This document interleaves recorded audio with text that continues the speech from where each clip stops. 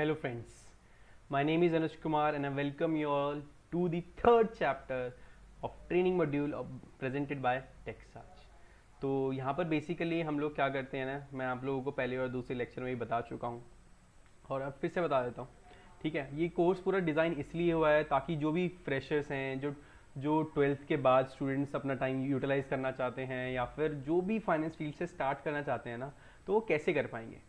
ठीक है, तो यहाँ पर आपको पूरा डायरेक्ट टैक्स का पूरे ए टू जेड स्टार्टिंग में हम लोग ए टू जेड डिस्क्रिप्शन के साथ इंफॉर्मेशन के साथ आपको बताएंगे और कैसे क्या करते हैं सब कुछ बताएंगे। आपको पहले थियोरेटिकल नॉलेज भी देंगे, फिर थोड़ा बहुत प्रैक्टिकल में क्या काम होता है वैसे बताएंगे, फिर उसके बाद प्रैक्टिकल एक्सपोजर भी देंगे। ठीक है, तो ये पूरा मॉड्यूल बना हुआ इस हिसाब से। तो आज हमारा थर्ड चैप्टर है जिसमें हम लोग पढ़ने वाले इंपॉर्टेंट टर्म्स हैं slab rate of income tax. ठीक है, कैसे हम करते हैं कैलकुलेट टोटल इनकम बेसिकली। तो आज के चैप्टर मेरे ख्याल से अगर आपने फर्स्ट और सेकंड चैप्टर इजी पढ़ा होगा ना अच्छे से, ये चैप्टर बहुत ही इजीली स्मूथली निकलने वाला है और कोई इशू भी नहीं होएगा इसमें। ठीक है, तो सबसे पहले ओवरव्यू ले लेते हैं कंप्यूटेशन कैसे करते हैं। तो to compute a total income and tax liability will break into 5 main steps में हम इसे काट करते हैं। सबसे पहले आपका करना है ग्रॉस टोटल इनकम।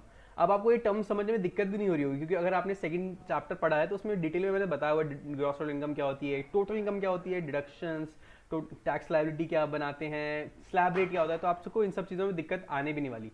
ठीक है, इसीलिए वो चीज़ें होती हैं बेस। देखो क्या होता है ना, आप जब भी कोई चीज़ पढ़ते हैं ना, आपका बेस अगर स्ट्रांग है ना, उसके बाद आप स्मूथली पास कर जाएंगे कोई भी चीज़। ठीक है, तो बेस बनाने में थोड़ा टाइम लगता है और हम लोग वही कर रहे हैं अभी 4-5 लेक्चर तो वही करेंगे भी। उसके बाद फिर आपको बहुत स्मूथली प्रैक्टिकल एक्सपोजर भी मिल जाएगा और सारे काम भी हो जाएगा और फिर आप फाइनेंस फील्ड में स्टार्ट भी कर सकते हैं। ठीक है, तो सबसे पहला कैलकुलेट ग्रॉस टोटल इनकम। अपनी ग्रॉस टोटल इनकम कैलकुलेट कीजिए। ठीक है, उसमें जो भी एलिजिबल डिडक्शंस हैं 80C, 80E, 80G, 80TT, 80TTB, जो भी है ना डिडक्शंस, ये जो डिडक्शंस के नाम मैंने लिए ना, ये आपको शायद समझने में थोड़ी दिक्कत हो, लेकिन जब आप करेंगे ना और जब मैं आपको बताऊंगा डिटेल में डिडक्शंस वाले उसमें चैप्टर में कि क्या क्या डिडक्शन होती हैं, इसका नाम, ये सेक्शंस के नाम याद रखना जरूरी नहीं है, लेकिन आपको ये पता होना चाहिए जाएगा कहाँ पे। ठीक है, आप गूगल करके भी देख सकते हैं कि यार अगर मैं लाइफ इंश्योरेंस बने तो 80D, तो ये सीरीज पता है क्या प्रैक्टिकल लाइफ में उतना काम नहीं आएंगी कि आपको रटना पड़ जाए कि एग्जाम में हम लिखना है 80D आया, 80C आया, 80E आया, ऐसा नहीं होता। ठीक है, तो प्रैक्टिकल लाइफ में इट मस्ट ईजियर।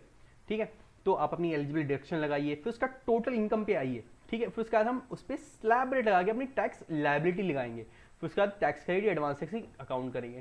ठीक है, तो ये स्टेप हम लोग पढ़ने वाले। सबसे पहले कैलकुलेट ग्रॉस टोटल इनकम। तो ग्रॉस टोटल इनकम कैसे कैलकुलेट करते हैं, आपको 5 हेड्स याद होंगे अपने, salary, house property, PGBP, capital gains और अदर सोर्स।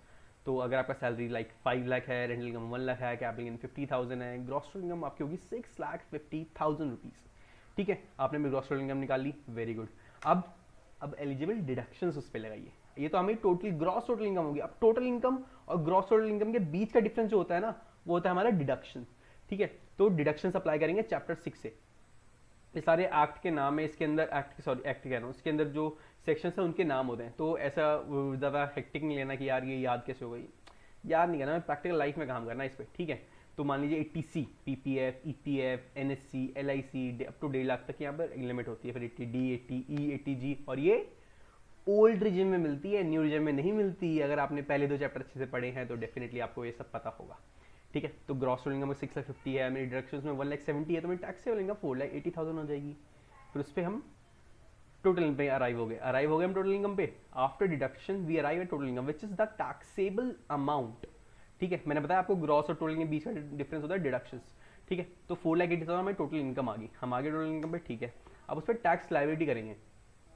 ठीक है, calculate tax based on slab rate and chooser design. आपने अगर न्यू ओल्ड डिजाइन से चूज करा है तो ओल्ड पे जाइए, न्यू पे चूज करा है तो न्यू पे जाइए। तो ओल्ड रिजीम पे ना टैक्स होगा 5% for the income above 2.5 lakh. लेकिन मैंने आपको बताया हुआ है कि अगर आपकी 5 लाख से कम है इनकम पुराने स्लैब में, पुराने रिजिम में, तो फिर हमें मिलती है 87A में रिबेट, जिसमें हमें कोई टैक्स भरना नहीं पड़ता। और न्यू रिजिम में तो वैसे ही स्लैब रेट के हिसाब से लगेगा, उसमें भी रिबेट मिलती है। तो आपको इसमें कोई दिक्कत नहीं है, ये वाला चैप्टर बहुत स्मूथली जाएगा। बेसिकली इस चैप्टर को ना आप सीरियसली लेना, मतलब सीरियसली इन द सेंस कि ये चैप्टर को इतना टाइम मत डिवोट करना। ठीक है, ये बस है कि ये आपका एक रीकैप हो जाएगा, आपके इससे पहले क्या पढ़ा है उसको एकदम स्ट्रीमलाइन की। हमने पहले ग्रॉस टोटल के लिए डिडक्शन वाइज का टोटल इनकम निकाला, फिर हमने रिजाइम से लेकर ओल्ड न्यू, फिर उस पर टैक्स रेट लगाया और फिर खत्म।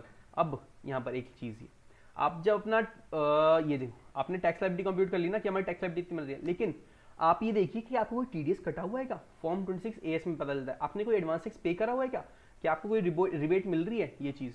अगर ऐसा कुछ है तो फिर आपको उसको अपनी टैक्स लायबिलिटी से माइनस करना पड़ेगा, और जो बैलेंस अमाउंट आएगा ना आपको सिर्फ वो पे करना पड़ेगा।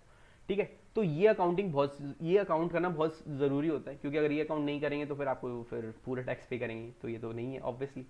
ठीक है, टीडीएस क्या होता है? टीडीएस, मान लो मैंने कभी किसी को कोई सेल करा या फिर किसी को सर्विस दी, तो सामने वाले ने टीडीएस काट के मेरे को पेमेंट करा। अब वो टीडीएस काट के ना वो मेरे पैन नंबर पे जमा करा देगा।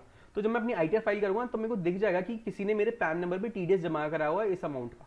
ठीक है, तो वहां से टीडीएस मिल जाता है। एडवांस टैक्स मैं खुद ही पे कर देता हूँ। अगर आपकी लायबिलिटी 10,000 से ज्यादा होती है तो आपको एडवांस टैक्स जमा करना मैंडेटरी हो जाता है, अदरवाइज आप पे फिर इंटरेस्ट और पेनल्टीज लगती हैं।